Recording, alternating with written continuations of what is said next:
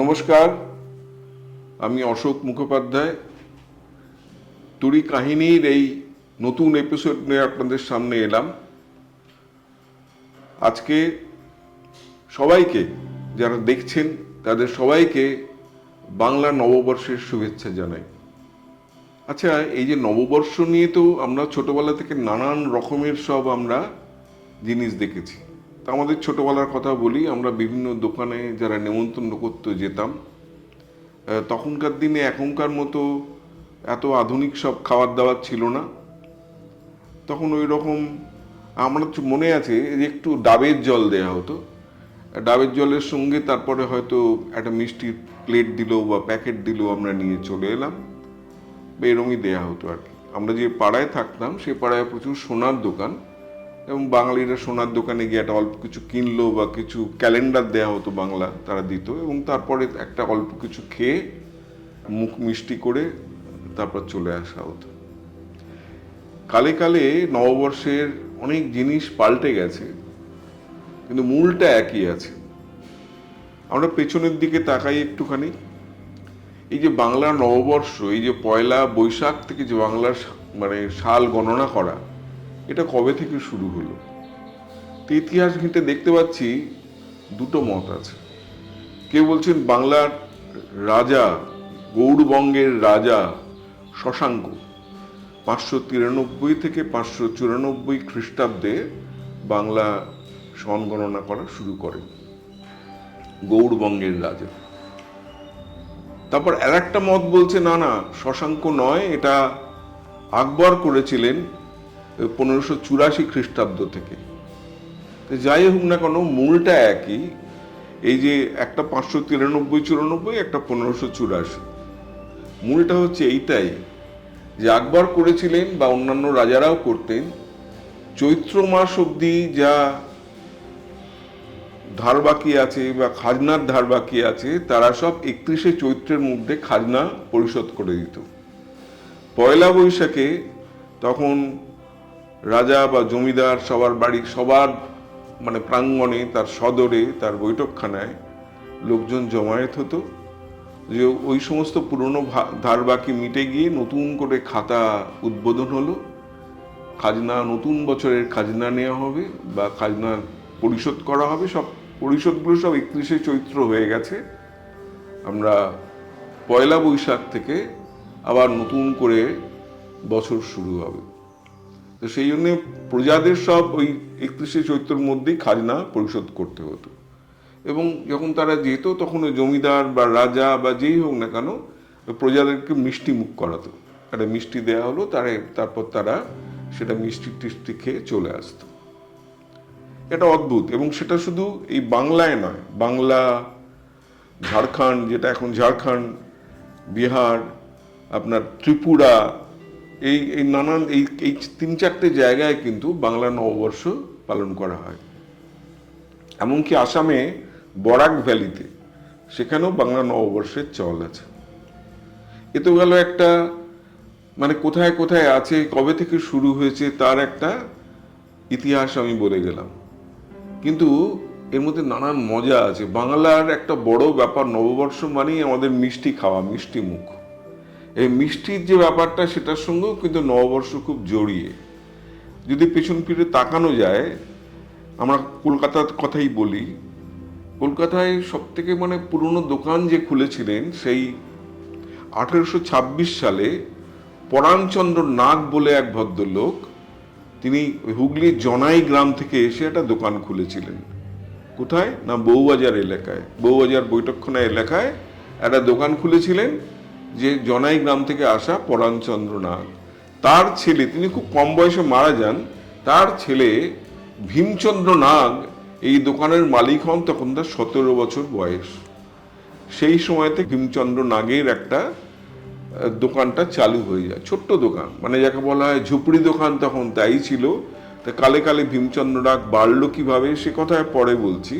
তার আগে আমি বলি, এই যে তখন এই মিষ্টির ব্যাপারে একটা কথা বলছি, যে ধরুন এই যে স্বামীজির মেজো ভাই হচ্ছে মহেন্দ্রনাথ দত্ত, যার জন্ম হচ্ছে 1869 সালে, মারা যান উনি 1956-তে। ওরা তো 3 ভাই ছিলেন, নরেন্দ্রনাথ, মহেন্দ্রনাথ, ভূপেন্দ্রনাথ। স্বামীজির জন্ম 1863, এবার এই মহেন্দ্রনাথের জন্ম হচ্ছে 1869, আর ভূপেন্দ্রনাথের জন্ম হচ্ছে 1880। তো এই মহেন্দ্রনাথ একটা খুব সুন্দর বই লিখেছিলেন, পুরনো কলকাতার প্রথা ইত্যাদি। তাতে আমরা দেখতে পাচ্ছি ওরা ছোটবেলায় যে প্রাতরাশ করতেন, যাকে ইংরেজিতে ব্রেকফাস্ট বলে, সেই ব্রেকফাস্টটা ওদের খাবার ছিল আরও কিছুর সঙ্গে গজা আর জিলিপি। তখন কিন্তু এই রাবড়ি, সন্দেশ, দই এসবের কোনো চল নেই, এটা বারবার করে বলছি। উনিই লিখেছেন তখনকার দিনে যখন বিয়ে হতো, বিয়ের যে মিষ্টি ছিল সেটা হচ্ছে খাজা আর মতিচুর। এটা না খাওয়ালে বিয়ে কমপ্লিট নয়। তখনও কিন্তু সেখানে ওদের ছোটবেলায়, ধরুন 1869 সালে জন্ম, তার ছোটবেলা কবে হবে? 7-8 বছর বা 9 বছর বা 10 বছর যোগ করে নিন। তো সেই সময় এইটাই চলছিল। তখন কিন্তু রাবড়ি, সন্দেশ, দই, রসগোল্লা এসবের চল নেই। যদিও রসগোল্লা আবিষ্কার হয়েছে তার কাছাকাছি সময়। আমি সে কথা, রসগোল্লা আবিষ্কারের কথায় যার নাম মনে পড়ে তার হচ্ছে নবীনচন্দ্র দাস। তার কথায় আমি একটু 2 মিনিট পরে আসছি। তার আগে বলে নিয়ে পরাণচন্দ্র নাগের কথা, যার ছেলে ভীম নাগ। তিনি সুন্দর সুন্দর মিষ্টি বানাতে শুরু করলেন, কিন্তু তার পরিচিতি হলো কি অনেক পরে। যেমন লেডি ক্যানিং এর জন্মদিনের একটা মিষ্টি করলেন, যার নাম হলো লেডি ক্যানি। খুব নাম হয়ে গেল, আরে একটা দারুণ একটা মিষ্টি বানিয়েছে। তারপর ধরা যাক এই যে আশুতোষ মুখার্জি যখন ওখান দিয়ে ফিরতেন ইউনিভার্সিটি থেকে, উনি রোজ মিষ্টি কিনে নিয়ে যেতেন। ওর নাম হয়ে গেল এক মিষ্টিটার আশু ভোগ, নামই হয়ে গেল ওটা। এবং যখন রানী রাসমণি দক্ষিণেশ্বরে ভবতারিণী মন্দির প্রতিষ্ঠা করলেন, রানী রাসমণি ভীষণ কেজি কেজি সন্দেশ, এখনকার যুগে কেজি কেজি সন্দেশ কিনতেন, মিষ্টি কিনতেন ওর দোকান থেকে। তো সেই যখন ভবতারিণী মন্দির প্রতিষ্ঠা হয় দক্ষিণেশ্বরে, তখন বলা হয় রানী রাসমণি নাকি 28 মণ সন্দেশ কিনে নিয়ে গিয়েছিলেন। আর এমনিতেই যখন উনি দক্ষিণেশ্বরে যেতেন, তখন কালী ঠাকুরের জন্য নিয়ে যাচ্ছেন একটা বাক্স মিষ্টি, আর একটা বাক্স নিয়ে যেতেন রামকৃষ্ণের জন্য। খুব পছন্দ করতেন রামকৃষ্ণ। সেই সন্দেশ নিয়ে রামকৃষ্ণ তাদের ভক্তদের দিতেন, শিষ্যদের দিতেন, এবং নরেন্দ্রনাথের জন্য আলাদা করে করে মিষ্টি রাখা থাকতো। এই তো গেল ভীমচন্দ্র নাগের উত্থান। এইভাবে তারা বাড়তে থাকে। ওই যে বললাম নবীনচন্দ্র দাস, 2 মিনিট পরে ফিরে আসবো বলেছি। নবীনচন্দ্র দাস, ওদের কিন্তু পারিবারিক ব্যবসা ছিল চিনির ব্যবসা, মিষ্টির নয় কিন্তু। এবার চিনির ব্যবসা চলছে। নবীন দাসের বাবা খুব কম বয়সে মারা যান, খুব কম বয়স। তখন কি করবে? তখন ওর ভাগে একটা জমি ছিল, জমি ছিল, সেই জমিটা সে বিক্রি করে দিল। বিক্রি করে দিয়ে ওই যে টাকাটা নিয়ে একটা ব্যবসা শুরু করলো। সেই ব্যবসায় দেখা গেল ব্যবসাটা ভালো চললো না, ব্যবসা ফেল করে গেল। তো ওনার টাকাও গেল, জমিও গেল, এবং কিচ্ছু সামনে নেই। তখন খুব মুশকিলে উনি তখন বললেন, চলো ঠিক আছে, আমি সামান্য টাকা জোগাড় করে উনি একটা মিষ্টির দোকান করলেন বাগবাজার অঞ্চলে, ছোট্ট দোকান। এবার ওনার তো পয়সা নেই, উনি তো তখনকার দিনে মিষ্টি বিক্রি করতে গেলে অনেক ধার বাকিতে মিষ্টি দিতে হতো, পরে দাম পাওয়া যেত। তো এই নবীন দাসের সেরকম পয়সা নেই। উনি করতেন কি, বানানোর পর দিনের শেষে সে মিষ্টিগুলো পড়ে থাকতো। তার বড় কারণটা কি, মিষ্টি তখন প্রচুর দুধ উৎপন্ন হতো। দুধ মাখন করার পর, ছানা করবার পর, তারপরেও অনেক মিষ্টি দুধ থেকে যেত। তো উনি সেই মিষ্টি বানাচ্ছেন, মিষ্টি বানাবার পর দেখছেন যে রাখা তো যাবে না, সন্ধ্যেবেলার দিকে তাকে ফেলে দিতে হয়। তো লোকে যেই জানলো যে না, নষ্ট হবে, তো অনেক বেকার ছেলে, অবসরপ্রাপ্ত বৃদ্ধ, তারা সব সন্ধ্যেবেলা ওর কাছে আসা শুরু করলো। তো কেন? ওই মিষ্টিগুলো খাবে, পয়সা লাগবে না, ও তো ফেলেই দেবে। তো ওরা খেত, কিন্তু বিনিময়ে নবীনকে বলতো, না না, খুব ভালো খাবে, তোমার ভালো হবে, একটা ভালো কিছু করো, একটা এমন কিছু মিষ্টি বার করো যেটা নাকি একদম সবার পছন্দ হয়, বুঝলে? বলে কি খুব ওকে আশীর্বাদ করতেন, নানা রকম নতুন নতুন মিষ্টি তৈরি করার প্ররোচনা দিতেন, অনুপ্রেরণা দিতেন, সবই হতো। ওরা আসতেন কিন্তু মিষ্টিটা খাওয়ার জন্য। আর নবীন দাস বেচার এই পয়সা নেই, সে কি আর করে, সে ধার বাকিতে মিষ্টি দিতে পারে না, বেঁচে যায়, এইটা করে।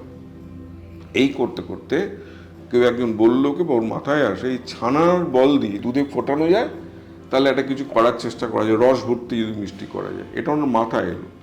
এই যে সন্দেশ ব্যাপারটা হবার আগে কিন্তু যে বাঙালির পাতে যেটা পড়তো তার নাম ছিল মাখা, মাখা সন্দেশ। ওই দুধ কেটে গিয়ে ছানা হয়ে গেছে, তার সঙ্গে তখন গুড় প্রচুর ছিল, গুড় চিনি মিশিয়ে একটা অমসৃণ একটা জিনিস তৈরি হতো, সেটাকে বলা হতো মাখা সন্দেশ। এটা কিন্তু বাঙালির মিষ্টি বলতে কিন্তু এইটাই, তখন প্রপার সন্দেশ ছিল না। এইবার এই নবীন দাস দেখলো ছানাটাকে ফুটিয়ে বেঁচে যাচ্ছে, দুধ কেটে যাচ্ছে, ছানাটাকে গোল গোল বল তৈরি করে যদি একটা রসালো মিষ্টি করা যায় কিছু, তাহলে বেশ ইন্টারেস্টিং হয়। উনি পাচ্ছিলেন না।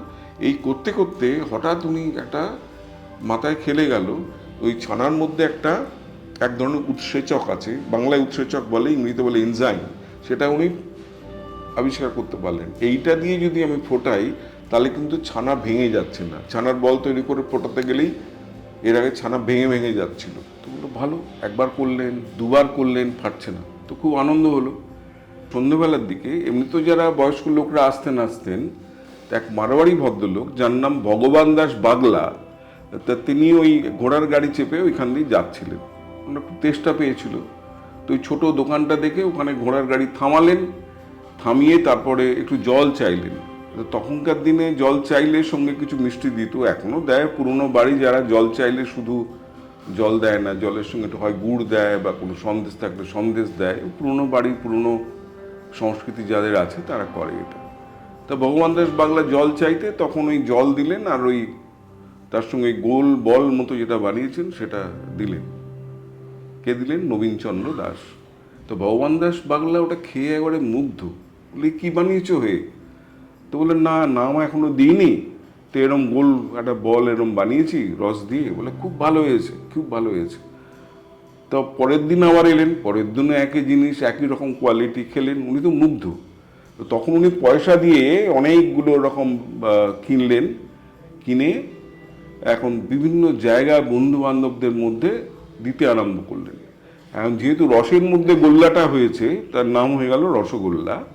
এবং এই ভগবান দাস বাগলাই কিন্তু এই রসগোল্লাকে মানে কলকাতাতে ভীষণ মানে ছড়িয়ে দিলেন, জনপ্রিয় করে তুললেন। তো সেই দিক থেকে দেখতে গেলে বাঙালির রসগোল্লার প্রথম ব্র্যান্ড অ্যাম্বাসাডার হচ্ছেন কিন্তু এক মারোয়াড়ি, যার নাম ভগবান দাস বাগলা।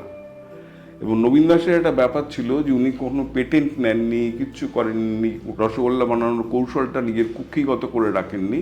তিনি আরও অনেক মিষ্টির দোকানিকে শিখিয়ে দিয়েছিলেন। তা আশেপাশে অনেক অনেক দোকানি একই রকমভাবে করতে আরম্ভ করলো। তো অচিরেই রসগোল্লা খুব জনপ্রিয় হয়ে গেল, নতুন মিষ্টি চলতে থাকলো। তবু আমার মনে হয় যে নবীন দাসের রসগোল্লার কিছু একটা কারুকার্য ছিল, কিছু একটা মানে বৈশিষ্ট্য ছিল।